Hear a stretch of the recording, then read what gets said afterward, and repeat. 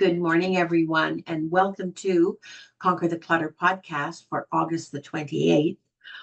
Today, we're going to, by special request, do a continuation of the topic we were talking about ad hoc open mic last week, and that is about overcoming challenges, and we all have them. Right? So I'm going to start off with the same intro that I did last week for those people who would like a reminder, but also for new people coming today who wouldn't have the benefit of that. So, and then we're going to open up the mics and we're going to discuss your experiences positively and negatively to overcoming challenges. But I'm going to ask you, please, don't give advice. If you have something to offer, and if I doubt that of the 35 and growing quickly people who are present today, I'm sure everybody, myself included, all right, has had challenges or is still having challenges. So don't give advice, but if you have something to offer, let it be sharing your experience and what you did that worked or didn't work, all right, but not in a way that insinuates that this is the answer and what somebody else should do, all right? So let me start off with some thoughts for us to consider. When we expect, challenges generally involve some type of work. Now, it might not be physical work, it might be mental work, it might be emotional work, it might be spiritual work. And when I say spiritual, I'm not necessarily talking about religion, but if that's the way you express it, fine. It can just be that your life force, what you put your life force behind. All right. So let me start with a few thoughts for us to kind of meet around. When we expect whatever that work is, that it has to be done in a certain way, all right, the first time we do it, all right, what we're actually doing is we're setting ourselves up for something we have talked about many, many times, perfectionism. All right, perfectionism is the enemy. Something being perfect, there's something very unusual if it lasts longer than the lifespan of a fruit fly. All right, perfectionism is a very fleeting experience. So don't set yourself up for perfectionism. And the reason I suggest that you not set yourself up or accept that burden, however you got that burden, all right, self-developed or taught by someone else, all right, that sets us up for unrealistic expectations. And those unrealistic expectations are really fundamentally about what we should reliably, naturally, usually without effort, be capable of, right? Not only that, but what the outcome has to be in order to be acceptable. Anything that is one half step better, more advanced, more done, more whatever than it was when you started, that is success. Remember, there are 3 vulnerabilities that each and every one of us, some we choose more than others, are susceptible to, okay? Fear of failure. There aren't many people who are going to start an activity, undertake some task with the goal of failing. So I think that's pretty natural. So, and I think it's also pretty natural for us to be on a continuum there as well, like, trepidatious and nervous that it won't work. And we're half talking ourselves out of it as kind of a protection before we start. Fear of failure comes in many stages. Watch out for it, all right?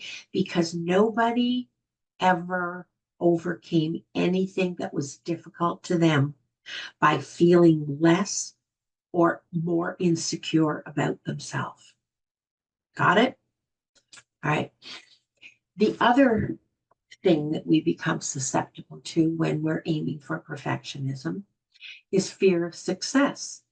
Now, that can sound like a real contradiction because isn't the whole point of starting to succeed? But there's an element to success that many people don't consider.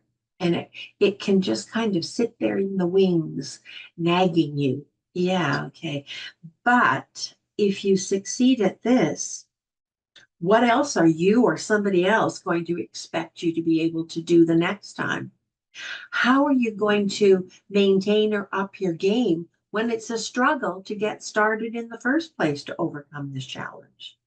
So, can you see how fear of success can be a subtle? I like to think of it as a slow leak in the tire of your car. It isn't going to stop you right away, but it's sure going to slow you down. And sooner or later, it's going to be an obstacle if you let it sit there and fester. Okay. The third thing that we are susceptible to and vulnerable to when we accept any level of perfectionism as required is the fear of being controlled. Who set the rules about what you had to do, when you had to do it, how you had to do it, and what it had to look like or be like after you were finished? Right? And many people have things in their life that they don't do because there were so many rigid rules around how it had to be done. All right. And they're still hearing those voices on the committee, the committee in our head and all the voices that are on that tape. All right. So that fear of being controlled, particularly if you're doing something to please somebody or to meet somebody else's expectations, that person can be present, or as I said a minute ago, it can be registered on the tape that we all have in our head. And we call that, this group has started, if you're just new to this group, has called that the committee. All right. We all have a committee. All right. And it stays in our head. And you know what? It speaks up and nags us at the worst possible time sometimes. And it leaves us feeling vulnerable or uncertain about ourselves. And the uncertainness generally plays out before, during, or after not feeling good enough. Okay. Not feeling good enough in our own eyes, by our own standard. Be sure it is your standard. And not an inherited one, or the eyes of others. So susceptible, pleasing people, being a people pleaser, as opposed to being true to what you know to be true and what your values are. And there is usually only one outcome when we flip back and forth with any of those susceptibilities, all right? And that is we end up avoiding the work, or we end up undermining ourselves about accomplishing what we really wanted to accomplish. All right. So that's required. All right. And actually, we have to complete something to a standard that is equal or better than the optimal that we were aiming for. Right. So, in other words, how many people can control that? Is there anybody here who really believes, because we're going to talk if there is, all right, that you can actually, you're a failure if you can't guarantee that you complete whatever the task is to the standard that you set. All right. And that is not, that you're not able to see how you're sabotaging yourself. Anybody who can't see that, who really thinks it's okay to set a very high standard for something and then judge your acceptability, your success by how well you met that. But you're making progress because you are doing something that's moving you forward. That's not good enough, apparently. Okay. Okay. we need to be willing, if we are truly going to succeed, whether that's in one big jump or whether it's in a series of smaller uh, sort of projects that make up the whole job, we need to be willing to show up and just keep doing what's necessary, and B, what we feel capable of doing in that time frame. So before you start any project, right, I want you to imagine what it has to look like in your eyes and how firmly you're holding on to that belief, that image, for it to be a success. Okay? And then before you start, I would like you to plumb the depth of your energy, your ability to focus on that day, what the resources are that you have that are appropriate for that job that you're considering, and how much steam you have to sustain you. Because remember, when you finish that job, whatever portion of it you do finish, you are supposed to have some more energy left over for your life. You are not supposed to empty yourself on a regular basis. It's never a good idea to empty yourself anyway. All right. So remember the three objectives for goals: joy, fun, and play. Reminding yourself every day that you are, in tangible ways, a growing, learning, developing human being. And play, because play will keep you young in your mind and it will keep you alive in your heart. All right. Okay. So now, the only way to master setting a task out and chipping away at it in doable portions is to show up and to finish a reasonable amount, knowing that the next day or the next work period, you will do a doable portion of the next. Otherwise, you are always ending on a failure. Can you see how destructive that is? Gosh, people, even if you're training puppies, everybody knows you always finish on a success. That's how you get the puppy excited about coming back and doing it. We are far more advanced than puppies. Well, some people aren't, but far more advanced than puppies. So why wouldn't you finish on a success? Why wouldn't you set your objective to be, I will finish on a success, whatever point that is in this job? All right. And I will do it despite whatever task we're talking about. And I will try very hard not to worry about failing. I will just keep showing up for myself. I will just keep trying. And that's all that matters. Right. And I give myself permission to learn from my mistakes. And whatever time it takes to get to the place where I want and need to be, I'm going to start by deciding that I will just get it done.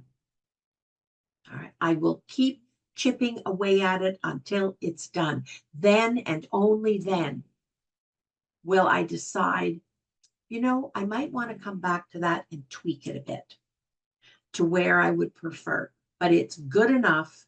It's done. And that's all that counts. If I had to stop right now, it is an okay, acceptable final product. And my accomplishment is as important as any other accomplishment that I'm going to take on. So here's another set of 3 questions to help you to move forward. All right. To decide what is, first of all, decide what is frustrating you when you want to talk yourself into not being satisfied. I want you to listen to what you say to yourself, what comes up, and respect your own feelings. Respect the meaning that you apply to it. It may not be a healthy meaning, but I want you to hear it. I want you to acknowledge it, and I want you to give it credibility. All right. It may require rethinking because you may be reacting rather than deciding. Right. Okay. So, what is disturbing? You don't have the right, okay, just to need to understand. You do have the right, sorry, just to need to understand who you are at that time, that you're doing the best you can by deciding and analyzing how much more you can do, whether this piece is done, and decide on your own in that time frame best course of action. All right. Even if it means that you have to rethink and rework part of the plan later. But don't rehash all of the negatives over and over and over. Just decide what the tweak is. Okay. All right. So let's move forward and let's open the mic based on hands up. So I'm going to move this up out of the way. Good. All right, people, whose hand is up? Dawn, who was first? We don't have any hands up yet. I'm still waiting. But while people think about their questions, I'm going to bring. I think Jean. Jean has her hand up. Do you know where the hands up signal is? I think it's down here. Is it on reaction? Yes, usually. Yeah, okay. If you go down to the bottom of the black bar at the bottom of your screen, you'll see participant, well, maybe you'll see participants, chat, react, share, post tools, blah, blah, blah. Under the react button, there are a whole lot of icons there. If you could put your hand up, that would probably be the best way. But Jean, you had your physical hand up. So let's start off with Jean. Do you want to unmute Jean? Okay, Emma, can you hear me? Yeah, I can, yes. Oh, good. Okay, well, my situation is I've basically backed myself to a corner. 20 years ago, 20 years, I bought a house that was a lot smaller than the house that I was living in, trying to force myself to take care of things. And of course, all I did was then make it more difficult. Plus, it was a fixer-upper, and it turned out to be much worse than I thought. So basically, I can't do, and I'm basically disorganized. So I don't have any space to organize. I don't have any will to organize, and I don't have. It's like I don't even know where to start. It's horrible. So. Okay. Let me get a picture of sort of how that plays out. How many bedrooms do you have in the house? Well, okay, so I essentially have two bedrooms. One officially I designated the attic because in my old house I had 3 bedrooms, an attic, and a basement, and it was a dry, large house with a lot of volume. Okay. And I used it all too. Yeah. And now it's smaller and it's very poor quality. It's got a wet basement, so you don't even really want to use the first floor kind of thing. Oh, okay. So yeah, and Okay. no closets, not a single closet in the whole house. It's an older home, yeah. Yeah, Yeah, those older homes with no closets. It's like, oh dear, now what? yeah, I was all right. ambitious, silly me. So I don't know if this is doable for you, but in that situation, my first suggestion, if you can manage it, is get a pod or get a pup, one of those moving pups, sort of. Do you know what I'm talking about? All right. So you mean like a garage basically that you put in your driveway? Yeah. I don't think you put a car in it, but But I mean, they're for moving. They're storage basically. It's a Yeah, storage container. And what I would do is I would open up first and foremost the safety corridor. All right. And I would you can't work in an area where there is no room, or you are so mentally overwhelmed. You've got to be reasonable with yourself, people. Stop expecting miracles. You're a functioning individual, and there are certain needs you have, and you need to be able to see what this is going to look like and how to do it. You can't do that when there's no room, or when you've been in a place long enough, Jean, where you have habituated yourself to probably turning off when you go into it. All right, that would be the same thing to do, just to turn off. So I would Yeah. suggest rent a pod. All right, budget for it for, well, we're in August now, 6 months to a year. All right. Maybe they have certain deals for longer periods of time. And the very first thing I would do is I would clear out everything that is in the safety corridor. So let me just review that. Safety first. All right. Always safety first. Health a very close second. And what you want the house to look like comes in third as far as priority. All right. So your safety corridor is you must have 2 ways into and out of your home in case of an emergency. And they must be 100% clear up to, now I'm going to exaggerate a little bit here because I know that when people do the 33 to 36 inch pathway, life doesn't change on a dime just because you're moving forward. Your habits still continue, and you will put things down just for the moment and then get busy and not come back to them. That is going to happen, or just accept it. It's not a fault, it's just a habit. And so I'm going to ask you if the house tolerates it, and not the piles now, but the house.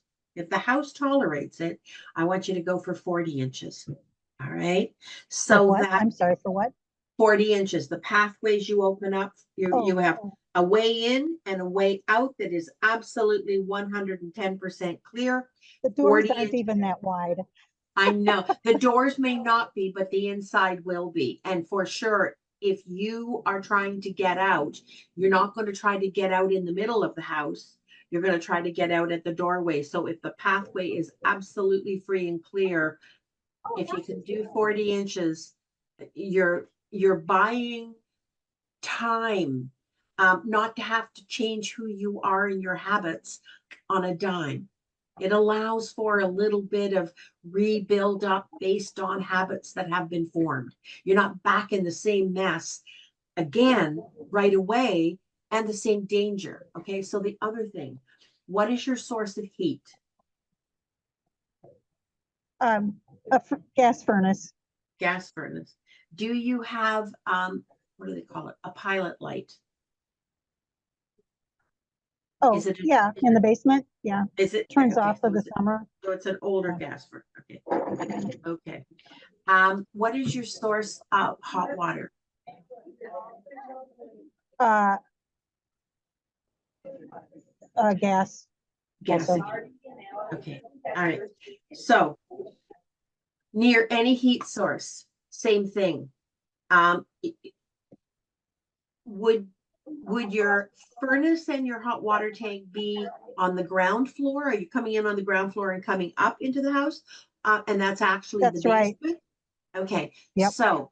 So around your and I know I'm kind of suggesting that you pick different areas, and it's not going to solve it in everything in one area and feel good, but you will be about 110% safer around the heat, any heat source. So that is your furnace, your hot water tank, particularly if it's gas, fireplaces if you use them, portable heaters if you use them, stoves. What else would be a source of heat?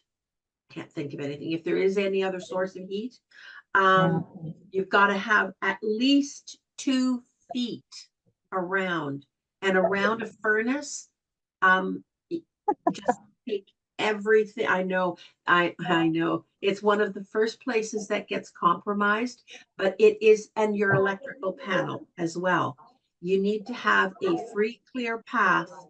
So the stairs have to be clear to the electrical panel, the furnace, and the hot water tank. All right. And then whoever, Jean, is that something happening behind you that there's Oh, yeah, here. talking? Okay. All right. That's okay. Um, so, around however you access it, it sounds like you're coming in on the ground level and coming up into the house, and that the furnace is on the ground level that you're coming in at. So around it, though, it's got to be 2 to 3 feet all the way around the furnace. And I know that the furnace is probably, and the hot water tank too, it has probably been installed close to a wall, and that wall may be flammable. The other thing I'm going to suggest too is, are you using that basement area for other storage? Would you say, okay, just because this has happened, it's not usual, but it has happened with catastrophic results. If there is any shelving down there that is metal, all right, and it is within probably 2.5 feet of the of either the hot water tank, which is what this incident I'm thinking about was, that malfunctioned, or the furnace, move that metal shelf. All right. Because what can happen, it is unusual, but what can happen, and when it does happen, it's not good. All right. Is the metal shelf it's not flammable or combustible, but it can conduct heat. And I have known of one situation where it was the hot water tank, which was a gas hot water tank with a pilot light, and it malfunctioned. The person was out of the house, and over a sufficiently long period of time during the day, she was at work. The heat traveled down the metal shelf and found other materials that were being stored properly on a shelf, and ignited, and the house went up. Yeah. All right. The house went up. When she came home, there was no house left. I wouldn't have thought of that myself, but I always offer that because everybody thinks when they have metal shelves, oh, well, it's safe. It's not a wood shelf. It's strong. I'm going to put a lot of stuff on here. There's going to be really good storage. And it is, but it is also important that it's not anywhere near, like 2.5, 3 feet away from anything that produces heat. Can you start with that? Now, what I'd like you to do, Jean, is this is a lot, okay? This is not just a talk exercise. This is to help people actually move forward. That's why I'm doing these in ways that they're not living safely right now, beyond their control, all right? What I want you to do is to sit down this week and come back next week, please. We will come looking for you if you don't come back. And I want you to put together a plan of how you could do the pup or pod thing reasonably, or some facsimile. Maybe you have a neighbor and you could rent their garage, or be creative. The point is, get the stuff out. All right, because you can't overcome something that is overwhelming you already. You need to make space, and you need to be safe, all right, while you're doing it. The other thing I'd like you is, there's a lot of lifting and a lot of carrying with moving stuff. Are there any organizations in your area that do chores for a particular group?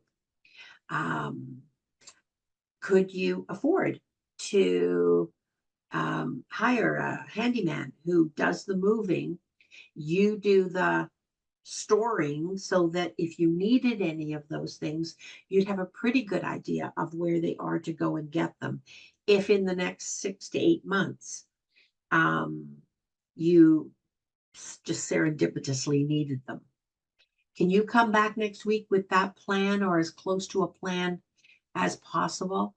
And can you, in the meantime, it's not enough, but it's a start.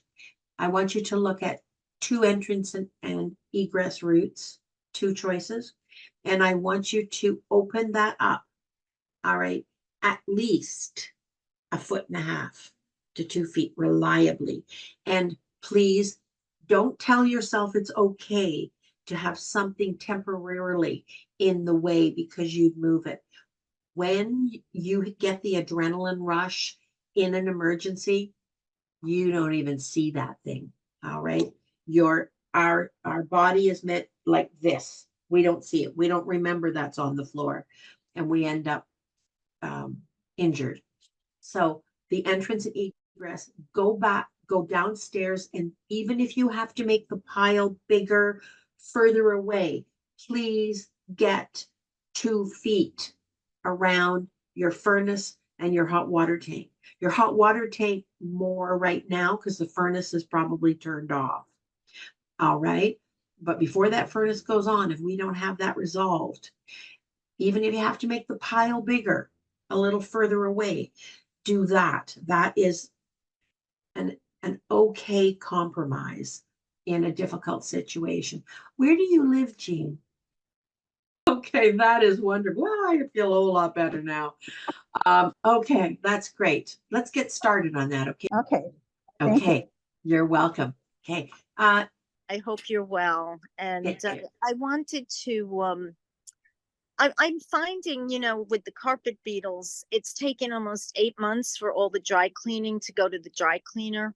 And now I had the second to last batch is here. So there's one batch left, a few pieces of fur. It's not a lot, but there's also some clothing that still hasn't gone in the closets because I haven't had the proper garment bags, and I have been unmotivated since I got that last batch back to really finish the job. And I'm wondering if you could speak a little bit to this, because I'm finding sometimes when I'm so close, like 75, 80% done, rather than having the motivation to really get it done, Yeah. I slip back into feeling like, oh, I don't think consciously, but it feels like this is enough. And then I avoid it or just procrastinate. And, these things are not a lot. It's not a lot, but they're hanging on the banister. And I'm Yeah. having trouble putting the items that I had to take out of the rooms to find new homes for. I'm having trouble figuring out how to put them back in a new place, even though there is the space. I'm afraid of the bugs still. So Are they still there? Have you had anybody do a reassessment of? well, have you conquered the? We're in close contact with McHale, which is a great exterminating place, and we have them come in every month. We have literally gotten rid of all of them, maybe 1 or 2 or around, but there's the life cycle's broken, so there's no babies growing, and the clothing, everything is safe now. Okay. It's just the lingering fear, and so procrastinating on putting things away or survival mode makes it hard to creatively think of new places to put things. Okay, so I know you well enough to be blunt, right? Yeah, absolutely. Okay, all right. I know you well enough to be blunt. Okay, all right. So here's the deal. You are talking about rampant perfectionism. Okay. Rampant. As soon as you tell me that, and so it's in your attitude of what you allow yourself. I'm not talking about your attitude. You got a bad attitude. That's not what I'm saying. I'm saying it's in the way you formulate your attitude, Anne, about when something is good enough. Okay. All right. And you must have like it's highly likely, it's not you must have. Highly likely that you have some rules that you are not aware of in your Right. head. All right. And they are in the background quietly because I'm not sure you're aware of them. You're a smart woman. You're going to come up with them when you start to dig, which is going to be your homework this week, by the way. Okay. Okay. And so I want you to listen to yourself. And when you listen to yourself, well, what is the problem? Talk as though you are the other person. Okay. All right. Step into both sides of the equation. Well, what is the other? Well, what is wrong? Like I just hear these things, they'll fit. So if somebody else was there who was like you, the other half of you, what would they be saying? Mm, Well, we're not, and here's what's wrong with that. And it's too far from the door. Oh, you know what? That's going to be inconvenient. It's not really exactly the way I want that. I see this looking. Now, also ask yourself, um, there are three representational systems that we generally use. All right. This is from neurolinguistic programming. The first is visual. What does it look like? And you're going to know which one you are. Sometimes you border, but you're going to know which one you are by the verbs you use. What does it Okay. look like? I saw that. The optics of that are, you're going to know it. Just talk nonstop to yourself and you'll pick up which one you are. Auditory is, well, that doesn't sound right. I don't know. When I hear myself, it just doesn't. And the other is auditory digital. And auditory digital are those people who, and you know it if you are, because you're saying to yourself, I don't know. It just doesn't make sense. It Okay. just doesn't make sense.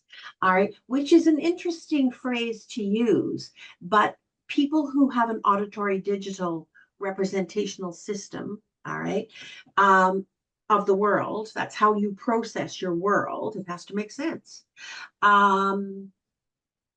That's the indicator that they're looking for. And the indicator that you're looking for, the one you're stumbling over, is likely the strongest one that you have because it's not giving you a pass to go beyond it. Right. It's becoming a barrier. So your homework this week, as funny as this may sound, is to do nothing but talk to yourself. Right out loud. Right out loud, though. I don't, unless you're on a bus, obviously. I'm that's, used to doing that. Okay, but this time, listen to yourself. It's not just the outward divesting the emotion. It's not leaving you. It's circling you. What you're saying is, I want you to imagine it's circling you. All right. So you're talking about it and you're in a conversation with yourself, both sides, and you're listening to your verbs. And chances are, when you come back next week, you're going to realize that when you take your representational system and you apply it to the problem, there's something that is a disconnect there. And so it's not satisfactory. All right. And it's a solution and you really should do it, but it's really irritating because it doesn't click. There's not that click moment where you think, yeah, that's the answer. Yeah, okay. Yeah. All right. So start with that. Okay. And also, have you got the book on procrastination? Yes, I do. Sit down and look at the fear of success. Okay. All right, because it's not a fear of failure. You're opting for failure. I am. You're not, I'm I'm more, not opting for failure, but it's on that I'm spectrum. more comfortable at this lower level, I think. Yeah, but that's habit because Yeah. you keep striving for it and you're getting people in to clean up carpet beetles once a month. Like this is not a low standard that you're opting for. All right. Oh, no, we're like crazy with the Yeah, vacuum. I'm thinking it's exactly the opposite. It's way too high a standard. Okay, It isn't reasonable. And you've got that barrier of whatever the fix is, doesn't click with your representation, the way you process the world, your representational system. okay, okay. That'll be at least a part of it, and we'll work from there. So Okay. I want you very- to write these things down and come back with facts next week. Okay. Okay, yes. You don't thank have to you. you don't have to move forward. You don't have to succeed. We just will set up the analysis part first so we can hear ourselves. I'll be away next week in Okay. traveling during this time, but I'll see what I can do. Okay. All right. You take Thank you care. so much. Very You're- helpful, Elaine. Thank you. You're welcome. Okay. Take care, everybody. Make it a good one.